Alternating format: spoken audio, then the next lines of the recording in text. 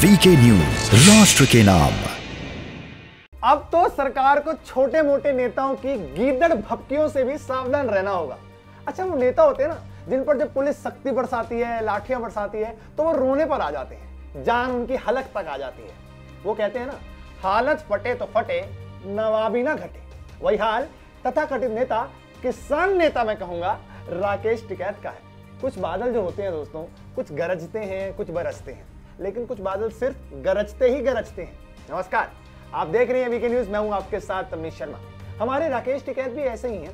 देश में चल रहे किसान आंदोलन का प्रमुख चेहरा और भारतीय किसान यूनियन के नेता राकेश टिकैत ने सरकार को एक बार फिर से चेतावनी दी है। अब भैया, उनके हिसाब से तो वही देश के प्रधानमंत्री हैं, क्योंकि उनको पता है कि किसान शब्द का झंडा दिखाकर वो सच्चे लगेंगे और सबसे ज्यादा राजनीति भी इसी शब्द पर होती है। राकेश टिकैत ने रविवार की सुबह एक ट्वीट किया। ट्वीट करते हुए उन्होंने लिखा कि किसानों को अगर बॉर्डरों से जबरन हटाने की कोशिश की गई तो वह देश भर में सरकारी दफ्तरों को गल्ला मंडी बना देंगे। इससे पहले टिकैत ने कहा था कि सरकार हट धर्मिता छोड़े, वरना संघर्ष और तेज होगा। कभी टिकैत लखनऊ को दिल्ली बनाने की धमकी देते हैं, फिर यूपी पुलिस भी उनका जवाब दे देती है कि भैया लखनऊ की सीमा तक भी दिख गए ना, सारा बक्कल उतार देंगे। ये हम नहीं, ये यूपी पुलिस कहती है। राकेश टिकैत लगातार कृषि कानूनों को लेकर सरकार को चेतावनी दे रहे हैं। हाल ही में उन्होंने कहा कि यूपी में होने वाले विधानसभा चुनाव में किसान इस सरकार को ताकत का एहसास करा देंगे।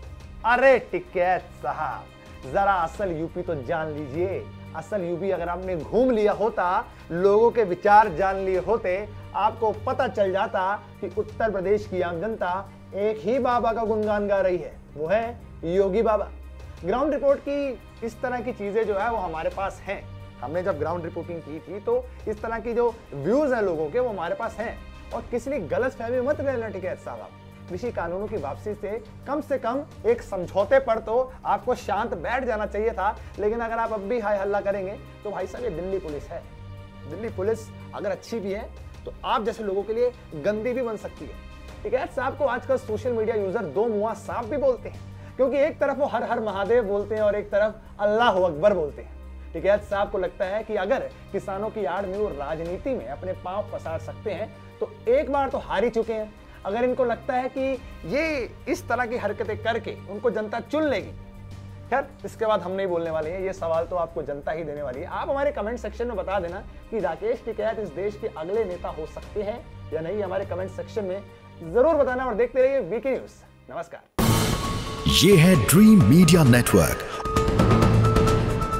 और आप देख रहे हैं देश का पहला 24/7 digital news channel VK news, राष्ट्र के नाम।